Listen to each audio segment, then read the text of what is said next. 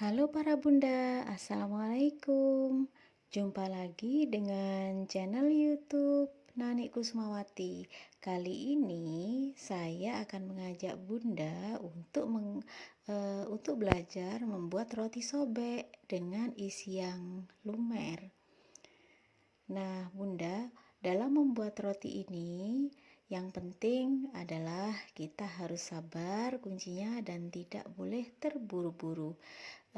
Ikuti videonya ya, jangan lupa subscribe dulu, like and share. Jangan lupa nyalakan loncengnya juga ya, agar nanti jika ada resep yang baru bunda dapat mengikuti kembali. Nah, berikut ini adalah bahan-bahannya. Di sini ada tepungnya tepung cakra, kemudian ini tepung protein tinggi ya. Kemudian ada juga tepung protein sedang, saya pakai tepung segitiga di sini. Kemudian saya juga menggunakan gula di sini. Kemudian raginya saya pakai merek Fermipan, boleh juga merek yang lain. Ada air, kemudian ada telur, saya pakai telurnya 3 butir kuningnya ya. Kemudian ada margarin, mereknya apa saja terserah bunda ya, sesuai selera. Kemudian saya pakai margarinnya di sini pakai Mother Choice. Silahkan bunda pakai merek yang lain juga boleh. Dan satu lagi yang tidak boleh ketinggalan di sini ada garam ya. Nah, garam ini tidak boleh ketinggalan. Fungsinya adalah untuk mengontrol kerja ragi agar nanti rotinya jadinya lembut dan rongganya juga halus.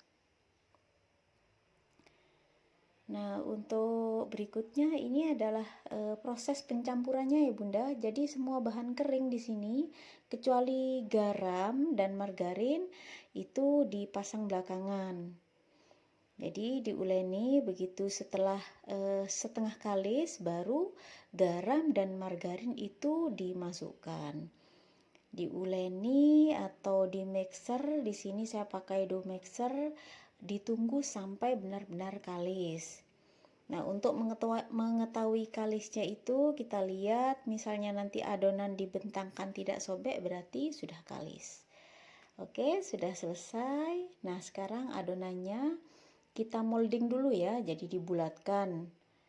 Seperti ini ya bunda, dibulatkan dulu, lihat permukaannya sampai halus ya. Jadi itu ciri membuat roti manis atau membuat roti sobek di sini, permukaannya harus diperhatikan di sini harus halus. Dan ini kita istirahatkan dulu selama 15 menit. Nah, ini sudah 15 menit ya, kemudian kita buang gasnya.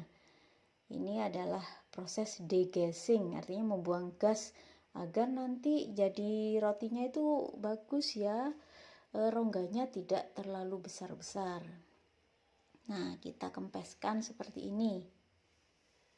Setelah itu kita akan membagi-bagi adonan ini, kita timbang ya, masing-masing bagian kita timbang seberat 35 gram.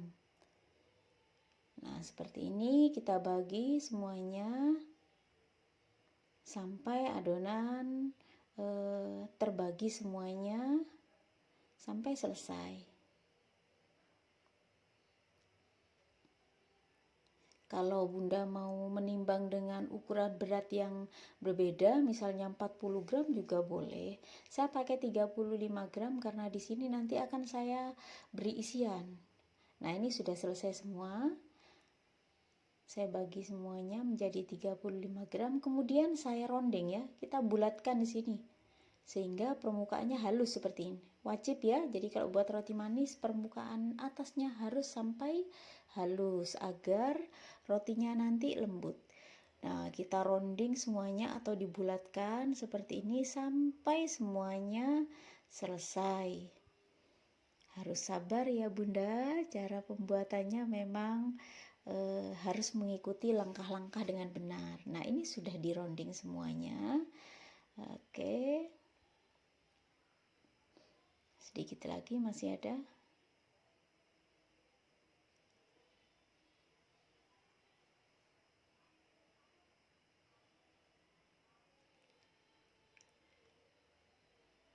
Oke, kita rounding semuanya. Nanti kita masukkan ke dalam loyang, soalnya isinya 55, jadi memang saya siapkan jumlahnya banyak. Nah, kita sudah selesai semuanya. Kita tunggu dulu barang 5 menit ya. Nih, permukaannya sudah halus semuanya. Kita tunggu 5 menit. Setelah 5 menit kemudian kita balik. Jadi yang perlu diperhatikan di sini, tadi kan sudah di ronde gitu, permukaan atasnya sudah halus. Nah, perlu diperhatikan ibu-ibu, kalau membuat roti manis, permukaan roti yang sudah halus mulai dari saat awal sampai akhir posisinya harus tetap selalu di atas seperti ini. Kenapa demikian? Karena kalau sampai terbalik nanti rotinya kasar. Nah, yang pertama ini saya isi dengan coklat ya.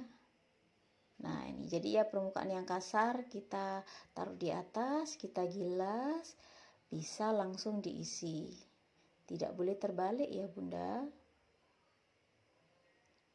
Kita isi satu persatu adonan tadi dengan isian yang sesuai dengan selera kita masing-masing.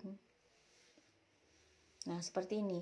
Ini loyangnya saya isi dengan 6 adonan tadi.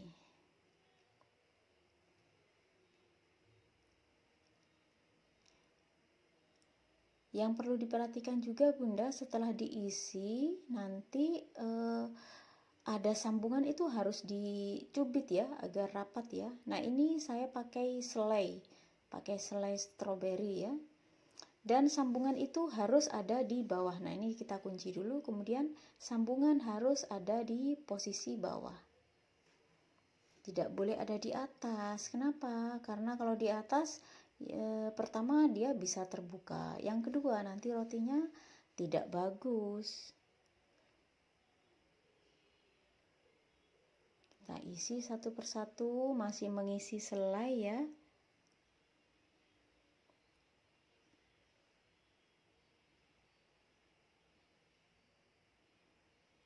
Harus sabar ya Bunda. Oke, kita susun seperti ini di loyang. Menyusunnya Bunda boleh lurus, boleh zigzag. Sesuai selera ya. Ini saya membuat mengisi adonan ini menggunakan nampan, soalnya mejanya kurang bagus, jadi pakai nampan biar aman. Nah, ini berikutnya saya menggunakan isian yang gurih, yaitu saya menggunakan bawang bombay yang sudah dicincang dan saya tumis. Ditumisnya saya beri garam, kemudian saya beri bubuk lada. Sama caranya ya, jadi dikunci, kemudian sambungan posisinya ada di bawah. Nah, kita kumpulkan dulu sampai jumlahnya 6, baru kita masukkan ke dalam loyang.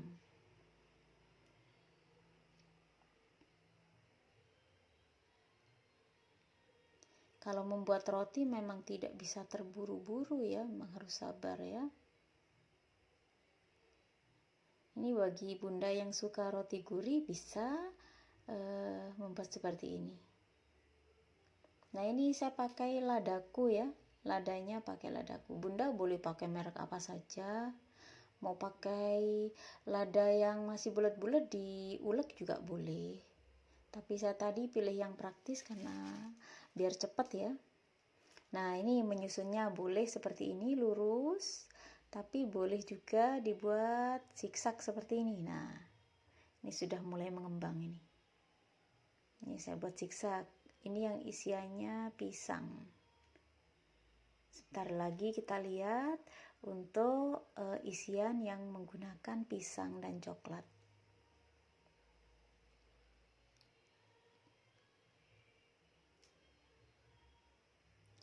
Bunda boleh mengisi menggunakan seperti yang saya contohkan di sini, tapi boleh juga dengan selai yang lain, misalnya selai kacang, boleh juga. Nah, ini saya menggunakan pisang kepok yang sudah digoreng ya. Kalau membuat isian roti, pisang sebaiknya digoreng agar tidak basah ya. Nah, sama dikunci, posisi sambungan ada di bawah. Nah, ini sangat disukai ya kalau isinya pisang coklat. Coklatnya saya menggunakan merek Tulip, jadi lumer sekali ya.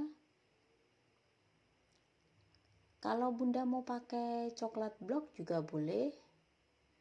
Kalau saya sukanya menggunakan coklat filling, bisa pakai merek Tulip atau boleh pakai Kolata atau Filoku, banyak ya, banyak macamnya. Silahkan Bunda mau pakai merek apa saja.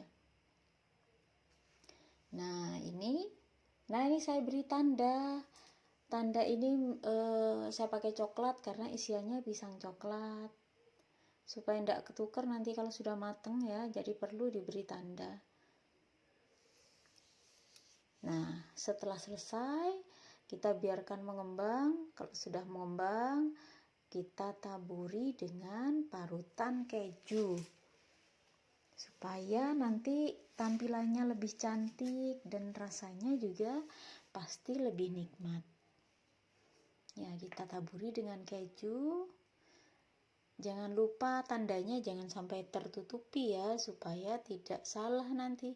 Kalau misalnya Bunda dapat pesanan, nanti keliru ya. Ada yang pesan coklat, ternyata dapat yang selai, jadi nanti kurang memuaskan ya. Jadi tandanya jangan dihilangkan. Nanti setelah diberi topping keju, boleh diberi tanda yang lain. Jadi untuk yang isian selai tadi bisa ditambahkan dengan potongan ceri. Sedangkan yang isian pisang coklat boleh ditaburi dengan choco chip. Ini kita masih taburi dulu semuanya sampai selesai. Kebetulan saya di sini membuat 1 kilo karena isi dalam satu loyang ini ada 6 bulatan, jadi saya mendapatkan 9 loyang di sini. Nah, ini yang diisi selai saya beri potongan ceri ya, biar tidak tertukar dengan yang lainnya. Nah, sedangkan ini yang isinya coklat, saya taburi choco chip yang coklat. Jadi mudah untuk membedakan ya. Nah, ini jangan terburu-buru dulu Bunda, jangan terburu-buru di oven. Jadi Bunda harus sabar dulu. Setelah tadi dimasukkan ke loyang, dibiarkan dulu sampai mengembang kira-kira 1 jam. Di proofing namanya. Supaya lebih cepat, ini ditutup ya. Ditutup menggunakan plastik juga boleh. Nah, setelah selesai tadi, setelah di oven, jadinya seperti ini Bunda. Untuk ovennya sekitar 16 menit ya, pokoknya sampai warnanya kecoklatan. Jangan takut gosong Bunda. Semakin coklat semakin bagus, tidak akan gosong. Kalau menggunakan oven listrik, suhunya diperhatikan 190 derajat, atas dan bawah harus sama. Nah, ini jadinya Bunda. Sudah matang. Ini rotinya lembut sekali dan rasanya enak. Isi coklatnya lumer. Nah, lembut ya.